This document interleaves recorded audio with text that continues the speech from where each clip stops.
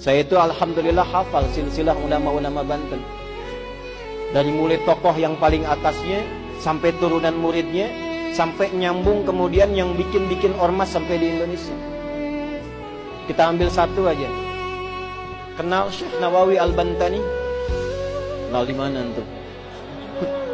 Lahir baru kemarin kenal Syekh Nawawi. Alhamdulillah. Syekh Nawawi Al-Bantani dari Tanara. Saya ambil satu muridnya saja. Punya murid namanya Abuya Kiai Syekh Asnawi Caringin. Di Banten itu banyak kota Caringin. Tangerang ada Caringin tuh, Cisoka. Di situ ada Abuya Kiai Haji Yusuf bin Sa'id. Di antara muridnya itu ada Abuya Uci Turtusi, Allah yarham alaih, dari Cilonggok. Ya, itu di antara gurunya itu Abuya Yusuf bin Sa'id selain ayahnya, Abuya Ramli, Dimyati Ramli. Itu Kiai Asnawi di Caringin yang di Labuan, berangkat kemudian ke Mekah, belajar dari Syekh Nawawi Al-Bantani gurunya. Itu juga bertemu dengan teman akrabnya dua. Yang dua ini kelak mendirikan dua ormas besar di Indonesia. Satu Syekh Muhammad Darwis, yang kemudian diganti namanya oleh gurunya menjadi Syekh Ahmad Dahlan. Pulang kemudian ke Nusantara mendirikan Jam'iyah Muhammadiyah 18 November 1912. Satu lagi Hadratus Syekh Kiai Haji Muhammad Hashim bin Asy'ari, yang kemudian pulang ke Nusantara mendirikan Jam'iyah Nahdlatul Ulama 31 Januari 1926. Pulang. Dan ternyata ketika dilihat semua keakraban ini nyambung di nasab. Nyambung. Ada nasab guru, ada nasab asli ke atas.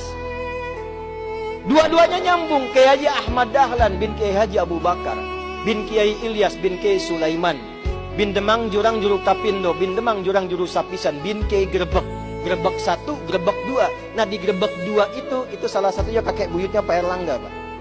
Naik ke atas, nyambung ke siapa? Ahmad Jumadil Kubra. Syekh Ahmad Jumadil Kubra itu sekarang masjidnya dan dhorihnya, peninggalannya itu ada di wilayah Semarang, mau arah ke arah Demak. Jadi kalau ada belok ke kiri itu sebelah kiri sebelum perempatan itu ada masjid warna hijau, kubahnya emas. Itu dhorihnya Syekh Ahmad Jumadil Kubra. Sebelum Universitas Sultan Agung itu ada tuh. Beliau keturunan siapa? Syekh Azmat Skad. Ahmad kan keturunan siapa? Ali Zainal Abidin. Ali Zainal Abidin keturunan siapa? Al-Husain. Al-Husain siapa? Adiknya Al-Hasan. Al-Hasan siapa? Putranya Sayyidina Ali bin Abi Thalib karamahullahu wajhah. Siapa beliau? Suaminya Fatimah Az-Zahra bintu Rasulillah Muhammad sallallahu alaihi wasallam bin Abdullah bin Abdul Muttalib bin Hashim bin Abdul Manaf bin Qusay bin Murrah bin Kilab bin Ka'ab bin Ghalib bin Fihir bin Malik bin Nadar bin Kinana bin Khuzaimah bin Mudrikah bin Ilyas bin Nizar bin Mudar bin Ma'ad bin Adnan bin Addi bin Adri bin Muqawwam bin Naghur bin Tarikh bin Ya'rub bin Yasjub bin Nabi bin Ismail alaihi salam bin Ibrahim alaihi salam bin Azar atau bin Naghur bin Abir bin Kinan bin Arfakhshad bin Sam bin Nuh alaihi salam bin Matushalah bin Kinan bin Anwas bin Tis bin Adam alaihi salam. Sallu ala Nabi. Ulangi Pak Ketua DPRD. Kiai Hashim juga begitu. Cuma ketemunya nanti di Jokor Tingkir.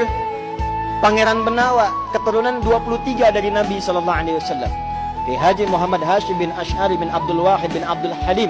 Abdul Halim dikenal dengan Pangeran Benawa. Nama bekennya dikenal dengan Joko Tingkir bin Abdul Aziz bin Abdul Rahman. Siapa itu beliau? Walid Raden Ainul Yakin. Siapa beliau? Anak dari Sunan Giri. Nyambungnya lagi ke atas seperti nasabnya Kiai Haji Ahmad Dahlan. Dua-duanya bersaudara.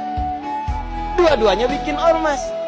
Dua-duanya punya teman akrab, Syekh Asnawi dari Caringin, Banten, menularkan murid-murid. Di antaranya ada yang di Tangerang juga. Di Ciputat ada Ustadz Mehmet. Jakarta Kiai Haji Ahmad Khatib. Ya itu menantunya. Istrinya itu Ratu Iyot namanya. Ya, turun. Itu di antara sekian banyak. Pakunya di mana? Banten. Dari situ kemudian nyambung sampai turun kemudian nasab-nasab itu tersambung sampai tuan gurunya dari nasab tariqahnya Syekh Abdul Qadir Al-Jailani. Dari nasab kepemimpinannya sampai ke Prabu Siliwangi. Punya 3 orang anak. Abdullah Iman dikenal dengan Walang Sungsang, Syarifah Mudaim, Kemudian satu lagi siapa? Raja Sengara. Syarifah Mudaim berangkat dengan kakaknya Abdullah Iman ke Mekah. Lalu bertemulah di situ dengan Syarif Abdullah. Syarifah Mudaim menikah dengan Syarif Abdullah, melahirkan Syarif Hidayatullah. Pulang kemudian ke daerahnya, bertemu dengan kakeknya Prabu Siliwangi, diberi daerah di Gunung Jati, dikenal dengan Sunan Gunung Jati. Punya anak-anak, anak pertama laki-laki Muhammad. Anak perempuannya dinikahkan dengan Panglima Pasai, dikenal dengan Fathullah atau Faletehan.